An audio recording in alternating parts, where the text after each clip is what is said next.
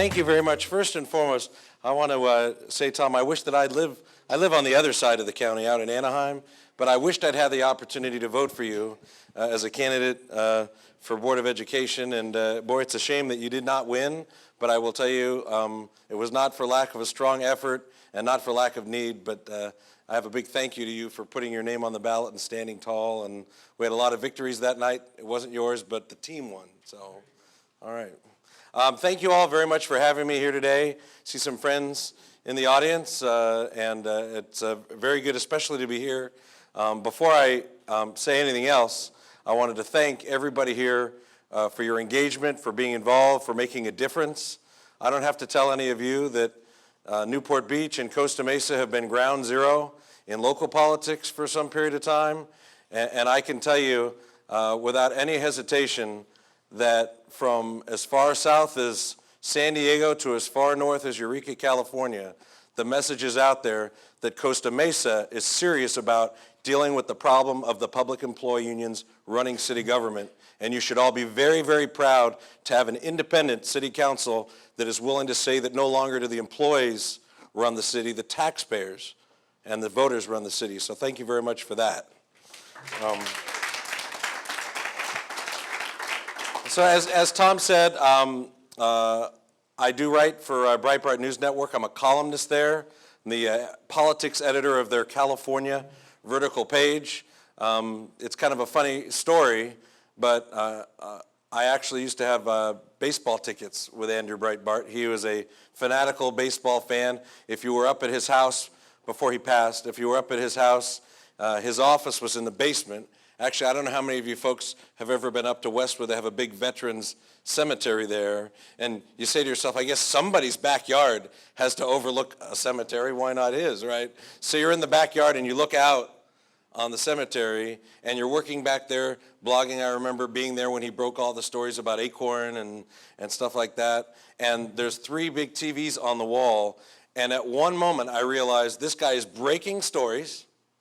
He's watching 3 different baseball games and could tell you the batting average of every player in the game, including how much it's changed with each at-bat during the game, at the same time that he's got 3 small children running naked through the basement carrying pizza around, and he's on the phone telling Vice President Cheney he'll have to call him back. And I'm thinking to myself, this is a fascinating guy. But you know, Andrew always believed that politics was downstream from culture. And so the big fight that we have on our hands is not a political fight, it's a cultural battle for the future of our country. And as Alexander de Tocqueville once wrote, America is great because she is good, and when she ceases to be good, she will cease to be great.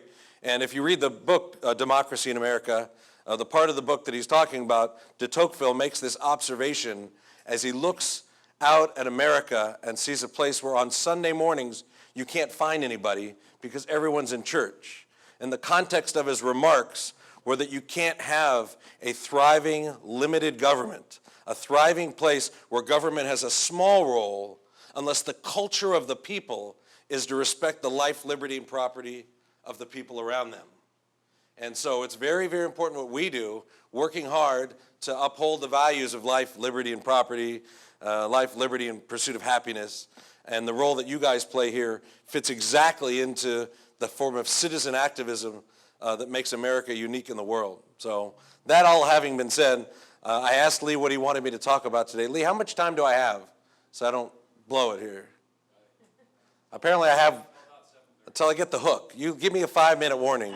So my niche that I talk about most of the time is I like to say, I was just telling this to Sean and to Audrey, that I chronicle the burning of Rome, which is to say I talk an awful lot about what's going on in Sacramento, where, as you know, there's a scarcity of those who believe in limited government up there. As a matter of fact, that place up there is a combination of there's a war between the cronies and the socialists and the environmentalists, and we don't even have a team on the field, right? They're just all trying to figure out how to battle with each other, and so it's a very difficult place to be.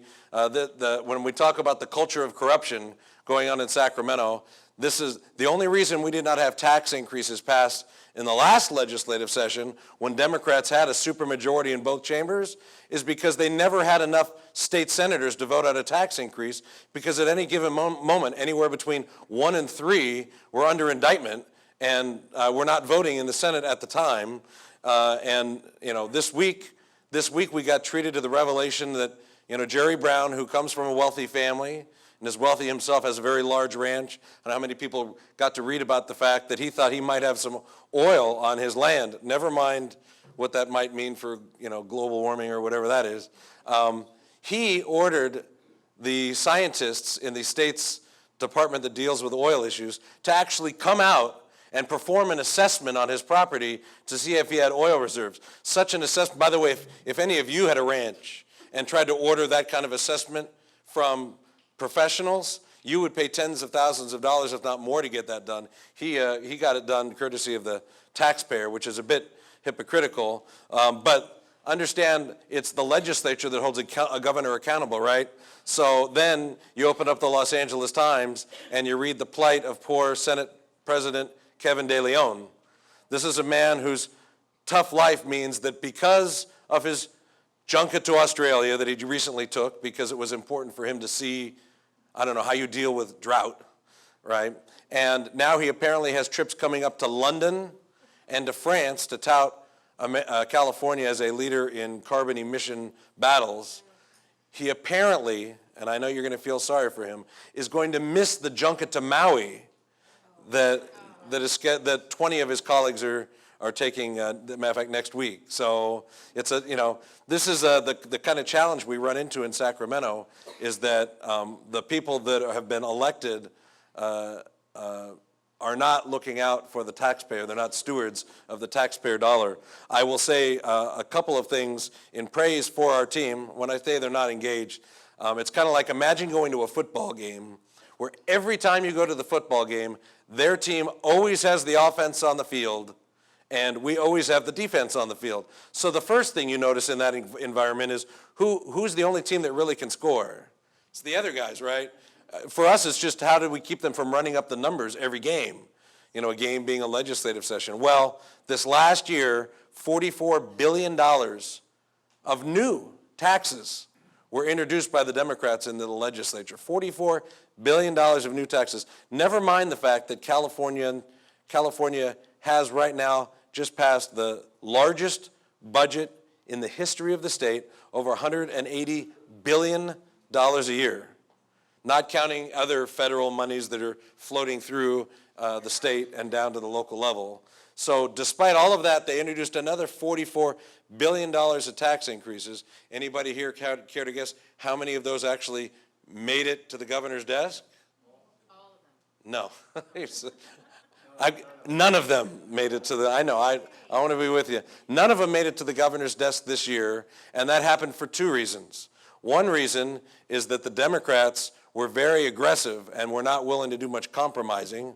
That's the good news. And the bad news, but also good news, is that while there were some most of the Republicans in Sacramento advocate limited government and believe like we believe. It's not like we have this endemic problem where all the Republicans in Sacramento are terrible. I mean, you guys have John Morlock and Matt Harper representing you. You could not have two greater warriors for the taxpayers than that pair of people, right? So they would not be, but there were Republicans in Sacramento who were flirting with a tax increase. As a matter of fact, over in the state Senate, I'm going to start to move around now. If I get too close to Audrey, I get nervous. Too much excitement and enthusiasm in one person.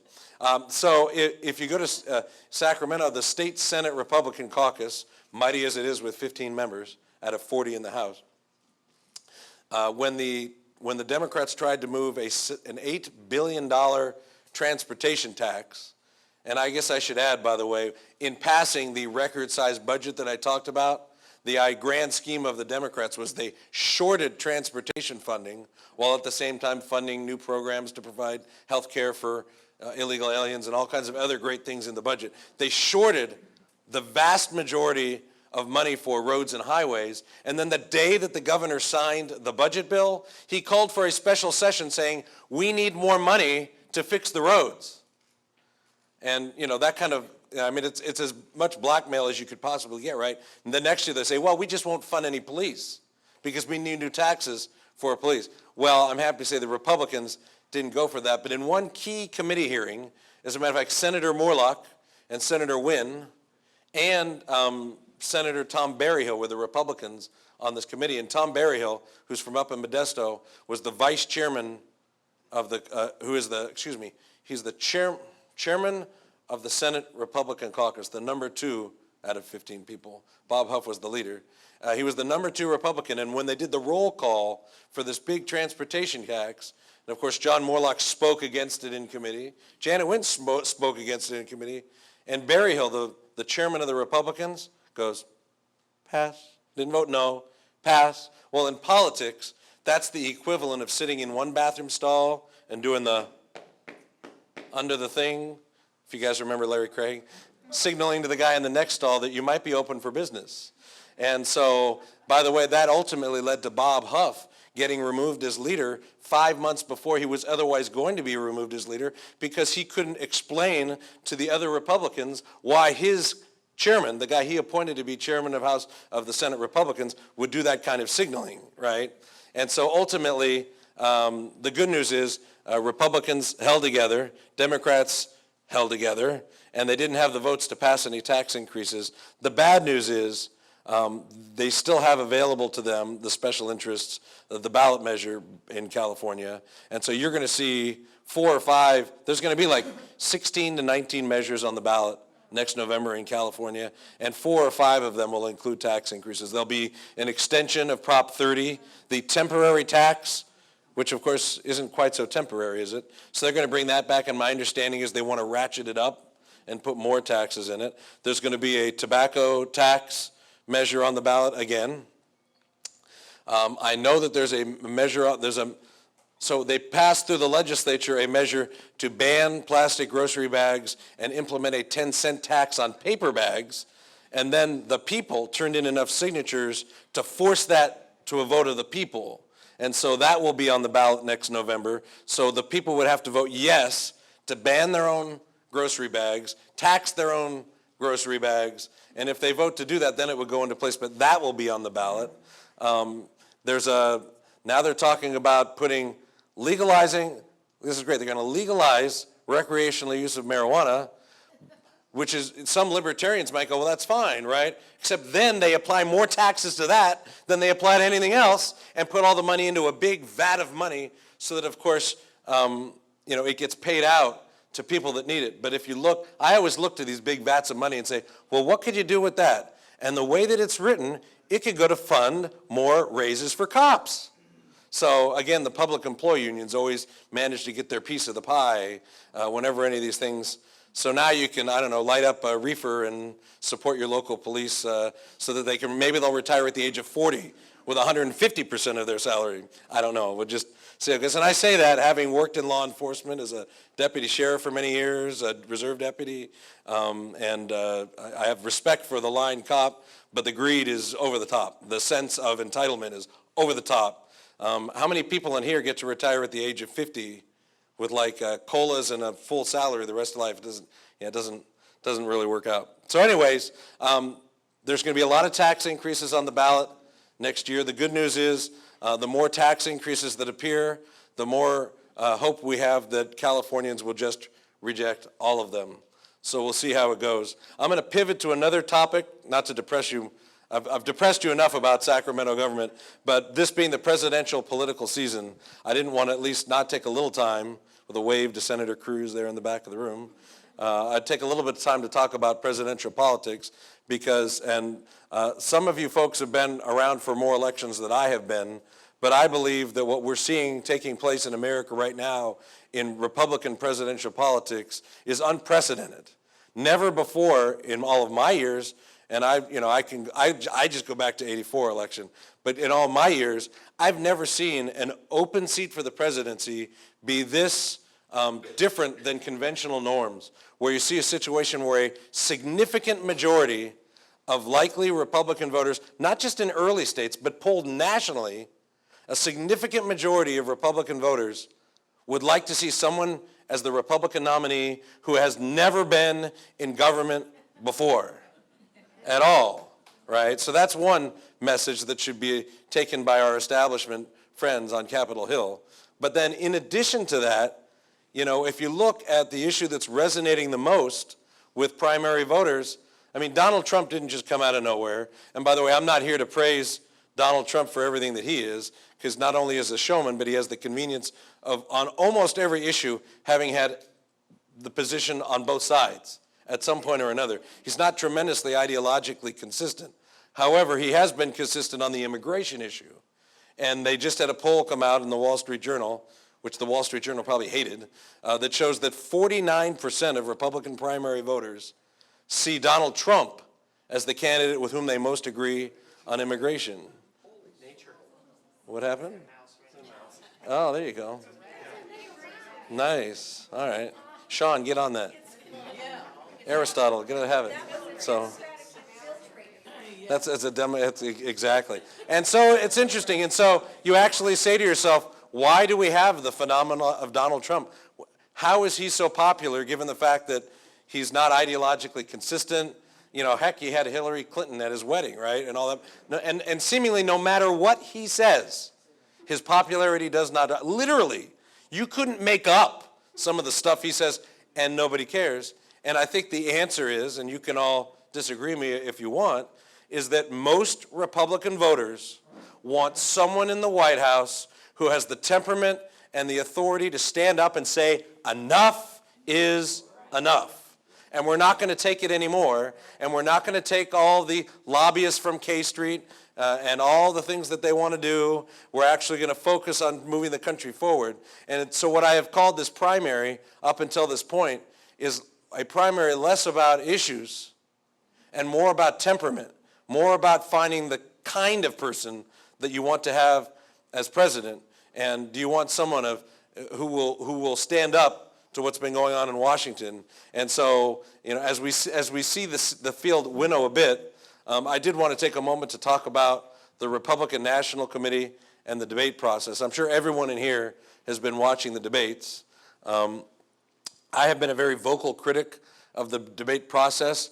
4 years ago, when the Republican nomination process was taking place, everyone was complaining because I should say everyone, many people were complaining, including the candidates, that there were too many debates because it was kind of an unregulated environment. A debate was defined as, I don't know, the New Hampshire, Bail Bonds Association invites candidates to come and speak in front of the county jail, and if 2 or more candidates show up, it's a debate, right?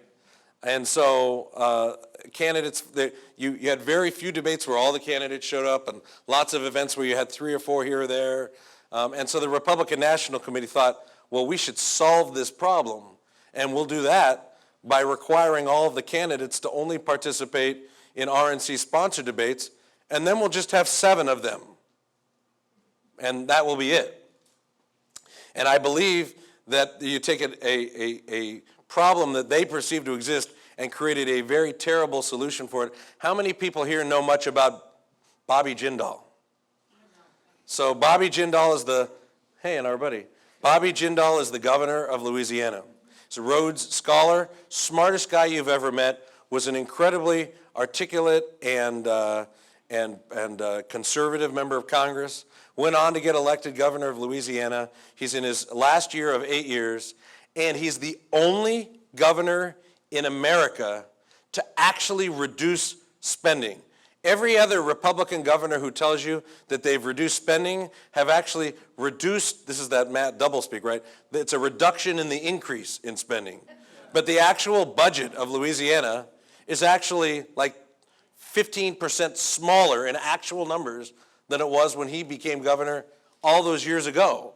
And all that stuff. And he's got a wonderful story to tell, but the way they set up this system, you never got to hear his story. Because, of course, how do you get well known as the governor of a tall, small state on the southern end of the country? You don't, except when you appear in these debates and have opportunities to get on television. Then people hear from you, they hear your ideas, and you go, wow, that guy interests me. And that's how you take unknown but great potential candidates, conservatives for the party, and give them an opportunity to participate. In this environment, he's always been at I call it the undercard, the kind of the romper room debate that they have early, and he's never had an opportunity to shine. And so he becomes my poster child, because if the system were working correctly, we would have a few dozen debates. And would every candidate be at every debate? No. But would someone with a cell phone be at every debate? Would every major moment that mattered in any single debate where a candidate said or did something that was newsworthy not end up on Breitbart, on Huffington, on Drudge Report, all around Twitter, all around Facebook? Of course they would. And so suddenly you'd be exposed to a lot more candidates. Instead, what we have is this kind of top-down system imposed by the RNC. And so what that ends up doing is all the attention gets focused on these once-a-month debates that become, by and large, kind of that gotcha moment, where whether you won or lost the debate was on what kind of question did you get and how well did you do. I would submit to you, everyone said Marco Rubio really shined at the last debate. Would that have been the case if he'd gotten the immigration question? No. I don't think it would have been, but the whole point is when these things happen so rarely, Marco Rubio would have had to answer the immigration question 15 times if it were open debates. Or what about some of those debates actually give you imagine going into a room where Ted Cruz and Marco Rubio actually had an opportunity to ask a question of each other. That kind of stuff that used to happen back in the Lincoln Douglas days, but doesn't happen now. So I'm hopeful that as the process moves forward, we'll hear from more of the candidates. We'll see what happens. Tomorrow you may hear that Bobby Jindal decides to pull the plug. And when you hear it, remember this talk tonight and say, you know what? That's really too bad, because I never even had a chance to get to really know him, and now he's gone off the stage. Now, hopefully, maybe he'll be back in some other iteration, especially if we win the White House. That having been said, when you look at the candidates that are running for president, I will take a moment, just kind of run through them, because that's my prerogative as a Breitbart editor, to be able to prognosticate. But first of all, how many people here watched the debate? All right, so most people here watched the debate. How many people, I guess there's only 8 candidates. How many people here think that Jeb Bush won the debate? I'm just checking. How many people here thought John Kasich won the debate? Maybe I shouldn't say won the debate, had a good performance. How many people here thought John Kasich had a good performance? How many people? You thought he did a good job? Sharp elbows, but aggressive, right? Yeah. My favorite part was when he managed to get booed by an all-Republican audience. That was pretty good. So, but expanding Obamacare is an important thing to do in Ohio, I guess. So, sorry. How many people here thought Senator Paul did a good job? So here's what I would tell you. I think he did do a good job, but it kind of he's not positioned to leverage doing a good job into a bigger deal anymore. He had an opportunity, I think, a couple of years ago before everyone got in the race to kind of make a spot for himself. And I think he hadn't really figured himself out. And he was kind of more libertarian, more traditional, 1 minute this way. And it got to a point where even the most kind of traditional Ron Paul supporter was like, boy, the son didn't fall right where the dad did. And then now he's trying to re-seek what he had. How many people here thought that Carly Fiorina had a good night? Yeah, we get a few more hands. I thought she did pretty good. I think her challenges, the way that she entered the national stage was impressive, right? She was the only person at the little kids table who did such a great job that she kind of earned her way to the main stage, right? Well, her problem is, I think she is still performing well, but now everyone else, I think, is raising the level of their performance to a way where she's not shining as much as she used to, because now everyone's getting their sea legs, and so I think it's harder for her to do that. How many people here thought that Ben Carson had a good night? One person. So the first thing I would tell you is the easiest way to analyze Ben Carson is to start by taking like an Ambien or a brownie. They had the skit on Saturday. It was one of the late night shows where somebody's arguing with Ben Carson, and then somebody goes, "Would you just get mad?" And he looked at him and he goes, "I am mad." And I thought that was kind of funny. So Ben Carson So I'm sure you guys want this high-level analysis. I believe, no, in all seriousness, I believe that when you talk about people in America wanting someone in the White House who is kind of the opposite of Obama, literally the opposite of Obama, one group of people look at Donald Trump as somebody who's aggressive for the things that opposite things Obama is, kind of the anti-Obama in that sense.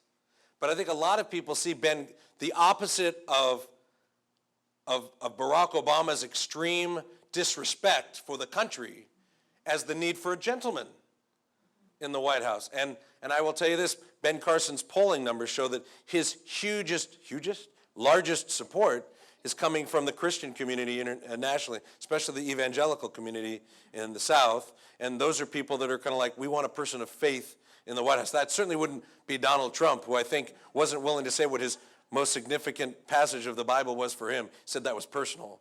So I'm sure he's got an answer now. So anyways, I say that because in my opinion, I don't think Ben Carson lost any of his supporters at that debate, and I don't think he picked up any supporters at the debate. I thought he, and for that measure, Donald Trump, kind of status quo'd. They both were kind of the person you thought he would be. If anything, Donald is kind of tempering himself a little bit. He's not being as extreme in his behaviors as he has been, except when he's complaining about Carly having too much time, right? Why won't she shut up? Something like that. So, and then I guess we get to Marco Rubio. Who thought Marco Rubio had a good night at the debate? This isn't, do you like Marco Rubio or not? I'm not asking you who you support for president. I'm asking you to all be analysts and say, did he have a good night? And I think clearly he had a good night. He has I think that he's an innate natural communicator. No, he sweats too much. All right, we'll take that under advisement. You don't like the guy, Art, she doesn't like the guys who sweat. So remember that. So, no, I thought, he got a lot of softball. I need water because I... No, I thought that was a homage to the Marco Rubio. Oh, no, the water comment. So I thought he had a good night. I thought that he answered all of his questions. I don't think he was as sharp as he was the previous debate. But again, I think that he probably did well. The question that you always have in a debate is, if you do better, where would your supporters come from? And, to the extent that Donald Trump's the front runner, I don't think there's one Donald Trump supporter who, if he is no longer supporting Trump, would move to Rubio simply because they have such a different track record on the immigration issue. And then I guess we get to Ted Cruz. Who here thought Senator Cruz had a good night? He did. I think, so to me, Ted Cruz represents in the presidential field the movement conservative, the person who most represents picking up the mantle of William Buckley, Barry Goldwater, Ronald Reagan, not Ronald Reagan the politician, Ronald Reagan the ideologue, Ronald Reagan who understood and respected the United States Constitution. And so, there are other, I guarantee you Rand Paul has one of those mini constitutions in his pocket, right? But I think Ted Cruz has really run an impressive campaign and continues to do well. I think the interesting issue, which is kind of funny, is Eric Erickson, who founded Red State and a great website and does a lot of writing, had an interesting column yesterday where he found it interesting that apparently Ted Cruz supporters, when you talk to them, they love Ted Cruz, but they pretty much say, if Ted Cruz is not our nominee, we're going to back the nominee and we're going to win the White House. And everybody else seems to say, I'll support anyone against Hillary except Ted Cruz. And so it's kind of an interesting dynamic that you have out there. I think that as we go forward into the next debate, which will be in Las Vegas in just a few weeks, I think the field's going to win. Most of the people that I talk to are kind of magically hoping that John Kasich will drop off, that Rand Paul will drop off, and that it will kind of be a winnowing process. And I don't know whether that'll be the case or not. But I will leave you with this in terms of finishing up kind of formal remarks, and then I'll take Q&A until I get the stick from Tom. You don't have to get up yet because you're too tall and you intimidate me. But I will say this. I don't think it's likely to happen, but it is fun to think about the fact that if this field doesn't winnow, And, so many of these states now elect their delegates proportionally. So if you get 25% of the vote in a state, you get 25% of the delegates. Well, it still takes, I think, 66 delegates to become the nominee of the Republican Party. So it's entirely, I won't say it's probable, but it's entirely possible you could get to that Columbus convention in July and find that nobody has hit that magic number, and we could see our first, what they call brokered convention in a long time, and that would be fascinating to watch. Generally speaking, there really aren't any rules of a broker convention. Most people don't realize this, because when you think of broker convention, you think of those movies you see on TV. Well, I'm dropping out and I'm throwing all my supporters to this guy, right? Well, here's a little factoid that you may not know. Only 10% of the delegates at the Republican National Convention are picked by the candidates. In other words, candidates put forward a slate of delegates, and if that state goes for their candidate, their delegates go. For 90% of the states, the state party hosts a caucus or hosts a state party convention, and the party holds elections internally for the delegates, and then the delegates are bound on the first ballot to support the candidate who wins their state. So when that first ballot is over, like for example, you could find a situation very easily where a large state, where Trump may win the vote in a big state, but the party bosses control the party process. So after the first election, they aren't going to vote for Trump again because they didn't vote for Trump at the ballot. They just happen to be delegates who are bound to vote for Trump. So it eliminates that kind of idea that where you would say, okay, well, these two candidates together got 54% of the vote. One of them will be president. One of them will be vice president. They'll pool their votes together, and voila, they will have the nomination, right? It's not going to happen that way. So it'll be fascinating and interesting to see if it ends up that way.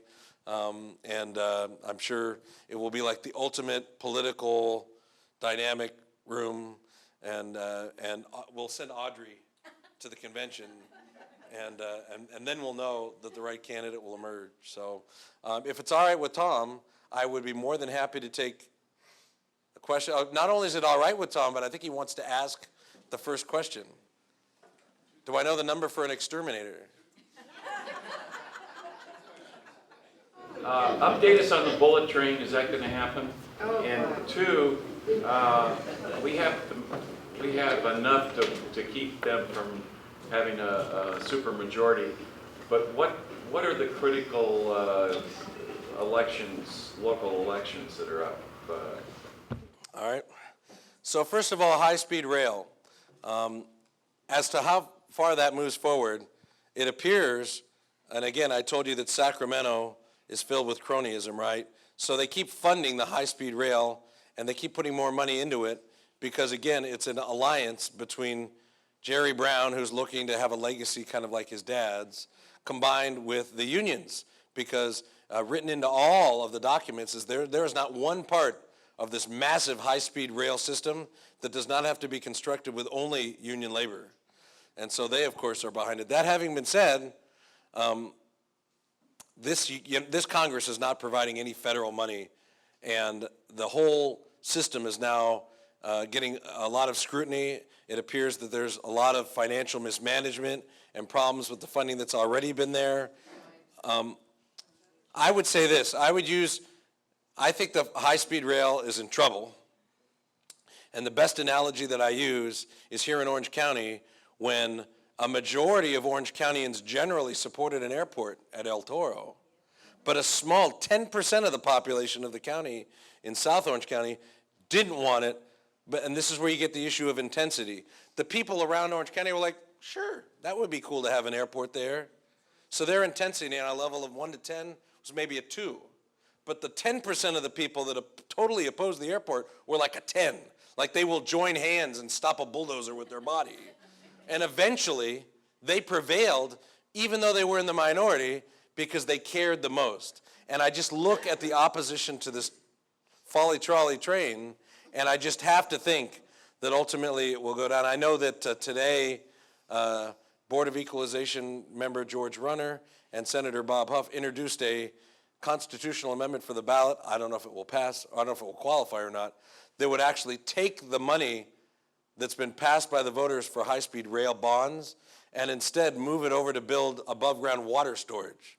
So they're trying to come up with a way to kind of say, let's use the money for something that Californians need. So we'll see what happens. As far as local elections, well, I mean, I probably don't have to tell you that you're in ground zero for the most important local election. The public employee unions across America will do what they can to try to flip the Costa Mesa City Council because they're very, very worried that if the unions can be held in check here, they will be held in check anywhere. So look for, again, ground zero. By the way, if your council majority wasn't actually doing things that mattered, no one would care. So when you see them, say thank you. They're doing a good job. But well, I don't follow I don't know what the issue is, but we can talk about the half. That was talk about the drug where six or seven people move into a house and all that. So, anyways, I'm going to interrupt. I'm still going to answer. The question goes broader. So local elections here in Orange County, at least for state politics, the elections that are going to matter. Young Kim, who's up in North Orange County, sits in a competitive assembly seat. And I should say our ability to stop taxes in the legislature is only secured in the assembly by 2 votes. If 2 Republicans cross over, then you get tax increases. So Young Kim is up there. Janet Wynn is in a competitive seat but is not up, right? So every 4 years. And then Bob Huff is termed out of the Senate. Assemblywoman Ling Ling Chang out of Diamond Bar, that city produces a lot of politicians, is running for his seat. And unless she stumbles, she should win that seat. It's a Republican-leaning seat. So the real battle, most of the real battles are not in this county. They're elsewhere in the state. And then we have local elections all around the state. It's going to be a big battle in Huntington Beach where Republicans took a majority, conservatives took a majority, but that's going to be a battle. And then, of course, you've got Newport Beach where conservatives won a lot of seats, but in my opinion, you probably got to win at least one more because you don't really change, I feel like I'm on camera, you don't really change what happens in a city until you appoint a city manager who believes what the council believes and transform the bureaucracy into a taxpayer-friendly organization internally as a city. And so that hasn't happened in Newport Beach, and so I think, if you pick up another conservative seat or 2, you see the transformation within city government. Because here's what happens. All your elected officials are part-time. They check in, they get involved as best they can, but they all go to work and do something else for a living. Dick's here, you know what I'm talking about. You got to go earn a living. Wendy's here, you have to go earn a living. So you don't get to be a council member full-time. But the bureaucrats that work in the city, they are there full-time. Well, you know what? It matters to me if the bureaucrats that are at City Hall look at Fox News and get happy when I get happy and get mad when I get mad. I want people who actually share my view of the role of government in the government jobs. I think that's especially in the leadership positions. And so I think that's important. Look, I'm creating a training tape for the OCEA. They'll play this in their meetings. This is the person we've got to stop. It's crazy. Hi, OCTA. And so I guess the point I'm making is that local elections matter. Irvine has now flipped to a Republican majority, but there'll be a major effort to flip that back. So all around the county, we have the luxury of this being Orange County, where most of our battles are in nonpartisan races, and in most of our battles are in areas where the tail is wagging the dog, and the people who are the employees are running the cities instead of the taxpayers, and so it's a dangerous situation. So. Can you talk about water? Tonight, Mesa Water Board is probably going to cut our water back to one night a week. 1 day. Oh, you mean how much you can water? Yeah, well. I mean, so I can't. 10% of the water is urban, 40% of the water is agriculture, 50% is environmental. You're talking statewide? Yes, and more water is flushed out into the bay than if we save 20%, we save 2%. Yep. Yeah. No, I can't disagree with you. The water water policy in the state is turned upside down. And all you who care about kids, Adams Elementary, last week, the tree broke, this big pepper tree broke, this huge branch exploded down on the ground, and if there were kids under there, it would have killed 10 kids. All right. And it's because there's no frickin' water. When I'm driving Watch the me do this. median, I see the So watch me trees do, dying in the watch me median. do this very carefully. Next meeting, this gentleman is going to have a whole talk with the Tea Party about water. Questions? Yes. I have a comment, question, and opinion, but quick A one. comment, a question, and an And opinion? an opinion. Okay. So my comment is that Ronald Reagan was part of a union. He was part of the Actors Guild. Sure. That's my comment. My question is, when did the Republican Party develop this distaste for unions? Something that, borders. Public sector unions. Actually, I have a beef with a lot of private sector units too, And but I'll- then, so that's my question. Right, sure. And my opinion is that, for me, I see union people as middle-class people, and I'm happy they have a bargaining, larger bargaining power to earn a living wage. So I see it mostly as working people. So for me, it's, All not right. this big monster with Everybody's a horns. working person. All right, so to answer the question, first and foremost, I'm going to roll backwards first when we start talking about collective bargaining. Part of this has to do with the philosophy of government. I believe that the people that we elect to office have to be the final word on public spending. And the collective bargaining process inherently means that somebody besides the actual elected officials are making the spending decision. It's a negotiated process where you're forced to the table in a bizarre set of laws, all promulgated by the unions in Sacramento, to the point, so at the end of the day, you can have a situation where your local elected official says, this is not good for the taxpayers, but we are forced due to collective bargaining to say yes anyway. And so for me, and I draw a big distinction between public sector and private sector, but that having said, forced collective bargaining in the private sector is a challenge too. But I think to answer your question is, when you reach a tipping point, it used to be, back in the old days, right, that if you worked in the public sector, you had job security. But the trade-off to job security was that the income and the retirement were not going to be as great as they could be. Certainly the income. It was a more modest living. But then when you get to a point now where the salary, pay, and benefits of public workers significantly is greater than jobs and opportunities in the private sector, and you get to a situation where city, state, and county budgets are massively underfunded because of unfunded liabilities, because what happens is you get local elected officials oftentimes put into office with the support of the unions, but certainly many whose horizon as a political official only lasts for 2 or 4 years, they start going, oh yeah, sure, you can have this additional benefit, because the bill doesn't come due until long after they're out of office. And so I think when you see this rising up, it becomes that, and then also the tangential effect is when you take a union like the California Teachers Association, that's a classic example. They are the biggest, most prolific spenders in politics in California, over $150 million every election cycle.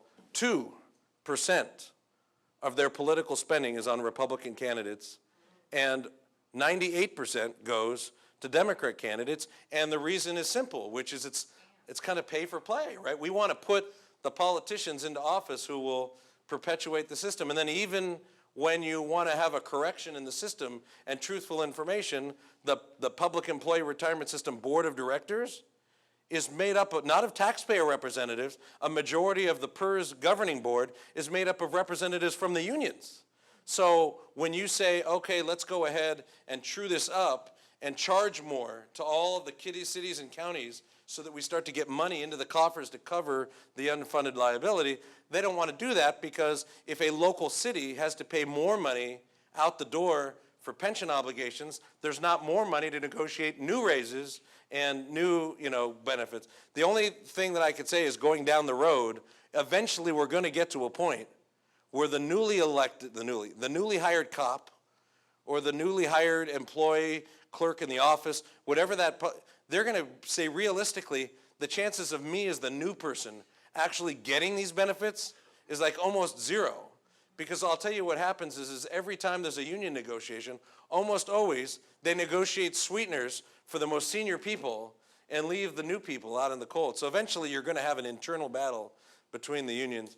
And by the way, all union members are not created equal, and I don't mean to cast aspersions on someone because they're in a union. I will tell you, at the last state Republican Party convention, I went to the California Teachers Association, had a reception. So I'm like, this I got to see. So I went over there, and it was like in a basement, and there were probably about 30 people in the room, but huddled around one table were a bunch of local Republican teachers. So I went over there and off the record, just kind of chatted with them. What great people, what fine conservative Republicans who look at me and say, we're here because our union asked us to be here, but we don't really agree with what our union does. And I'm just, but you can't really get out of it. It's a tough situation. I don't have maybe some of those things address some of the issues that you're talking about. But I will tell you, it would be wrong to say that public employees are bad people. I would just say that there are some, especially those that dominate the unions, who literally, it's like they view their only job as how do we increase the number of employees and the salary and the pay of the employees next, and that's what they look towards. And so it's frustrating. It's frustrating. Sir. Yes, I was listening to 99.5 on the FM on a program by the ACLJ, and they're talking about crisis pregnancy centers, and there was a law passed in Sacramento that said these Now they have to advise people about how to get an abortion? Yeah, you Stunning. have to have a notice on the wall. Have you guys all heard about this law? So there's I'm going to tell everyone else about it so that they know about it, and then we'll come back to your point. I remember how I mentioned how we always have the defensive field on the defensive team on the field, right? So, and I mentioned that we stopped all the tax increases. In my mind, what it means is we can stop the passing game. The tax increases are when you throw the ball down the field and score a touchdown on a big, long throw, right? We have no ability at all to stop the running game. And the running game represents hundreds, if not thousands, of bills, some seemingly more innocuous, some just absolutely terrible.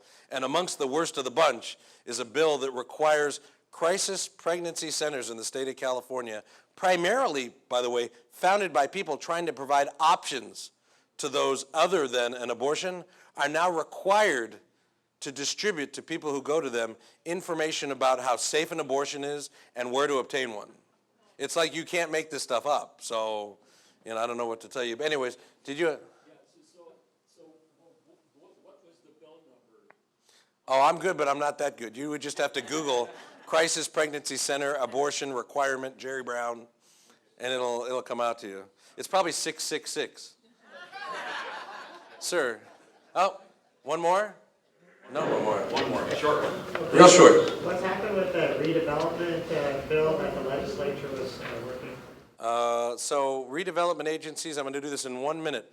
Redevelopment agencies had been obliterated to the happiness of many of us because redevelopment agencies in many, not all instances, but in many instances were used to perform heinous property rights violations of people as local governments would take somebody's property over their objection, not to put in a highway or expand a road, but to put another commercial endeavor there that would generate more tax revenue for the city and make the developers and other people that contributed to the politicians happy.